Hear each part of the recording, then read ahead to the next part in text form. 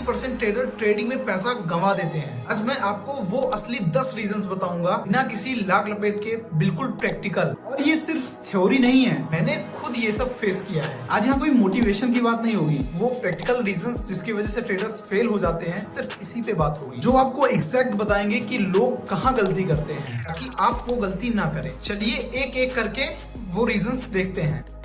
Reason number 1, risk management. ज्यादातर trader इसको बिल्कुल इग्नोर कर देते हैं, एक ही ट्रेड में पूरी कैपिटल लगा देते हैं। वो ट्रेड गलत हुआ तो उनकी पूरी कैपिटल वाइप आउट हो जाती है। रिस्क मैनेजमेंट का गोल्डन रूल ये है, कभी भी अपने कैपिटल का 1 से 2% से ज्यादा रिस्क मत लो। अगर स्मॉल अकाउंट है तो मैक्सिमम 5%, इससे ज्यादा तो बिल्कुल ही मत लो। जैसे मैंने स्टार्टिंग में मुझे कुछ भी आइडिया नहीं था, तो मैं अपनी कैपिटल का 50% ऑलमोस्ट रिस्क कर देता था। नतीजा 2 ट्रेड में लॉस हुआ और पूरी कैपिटल वाइप आउट हो जाती थी, फिर से कैपिटल के लिए प्रॉब्लम आती थी। इससे बचने का सिर्फ एक ही रास्ता है, 1 से 2% मैक्स करो। अगर स्मॉल अमाउंट है ट्रेडिंग में आपके पास तो 5% से मैक्स बिल्कुल मत लो। बात करें रीजन नंबर 2 की, स्टॉप लॉस इग्नोर करना। स्टॉप लॉस लोग लगाते हैं, लेकिन जब प्राइस उसके पास आती है तो वो सोचते हैं थोड़ा और वेट करता हूँ, थोड़ा हल्का सा नीचे करता हूँ, और ऐसे करते करते छोटा सा लॉस बहुत बड़ा बन जाता है। स्टॉप लॉस एक प्रॉमिस है अपने आप से।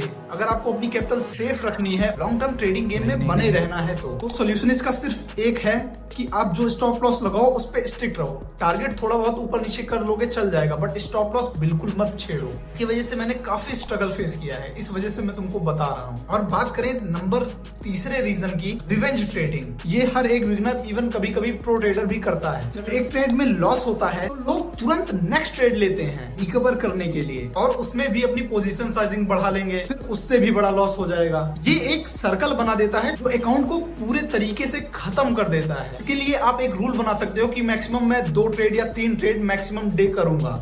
जैसे मेरा रूल है कि मैं मैक्सिमम 3 ट्रेड करता हूँ रेगुलर, इससे ज्यादा नहीं।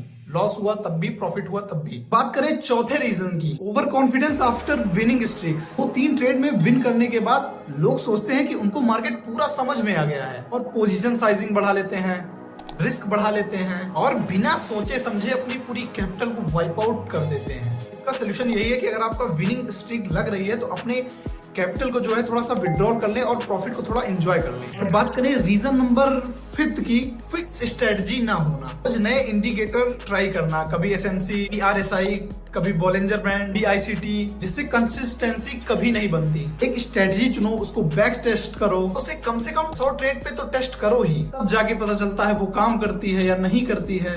तो इजी है, आप AI के थ्रू भी बैक टेस्ट कर सकते हो। जब मैंने स्टार्ट किया था तो मैंने तो मैन्युअली बैक टेस्ट किया था, तो बहुत ईजी है। 2-4 क्लिक करोगे, पूरा बैक टेस्ट डेटा आपके सामने आ जाएगा। एक स्ट्रेटजी पकड़ो, किसी यूट्यूबर की पकड़ो जो तुम्हें समझ में आती है, वो पकड़ो और उस पे बैक टेस्ट करो, उसके बाद उस पे ट्रेड लो। और अगर बात करें रीजन नंबर 6 की, तो वो है ओवर ट्रेडिंग। दिन में 10-15 ट्रेड लेना, बिना किसी लॉजिक के ट्रेड लेना, ये एक पेशेंस की कमी है और एक तरह की एडिक्शन भी ट्रेड करने का। क्वालिटी सेटअप का वेट करना पड़ता है, तभी जाके सेटअप बनता है और ट्रेड मिलता है। आप यहाँ ट्रेड करने आए हो या पैसा कमाने आए हो। ओवर ट्रेडिंग का सिर्फ और सिर्फ यही एक फॉर्मूला है कि अपने सेटअप पे ट्रेड लो और 3 ट्रेड मैक्स लो। इससे ज्यादा ट्रेड लेने की कोई जरूरत नहीं है। एक दिन में ज्यादा डिसीजन लोगे, ज्यादा लॉसेस होंगे। कम डिसीजन लोगे तो प्रॉफिट की प्रोबेबिलिटी ज्यादा बढ़ती है। रीजन नंबर 7वां तो सब इग्नोर करते हैं और यही सबसे मेन होता है ट्रेडिंग में, ट्रेडिंग जनरल ना रखना। ये सबसे ज्यादा इग्नोर वाली चीज है और ट्रेडिंग में सबसे ज्यादा जरूरी यही होता है। ना किसी जनरल को आपको पता कैसे लगेगा कि मैं गलती क्या कर रहा हूँ, तो उसको आप सुधारोगे कैसे? और आप बार बार वही गलती करोगे। जनरल में कुछ करना नहीं है, एंट्री लिखो, एग्जिट करो, रीजन लिखो, क्यों ट्रेड मैंने यहाँ पे लिया, क्या मेरा सेटअप था, नहीं था, बस दैट्स इट। 1 महीने बाद जब आप खुद रिव्यू करोगे तो आपको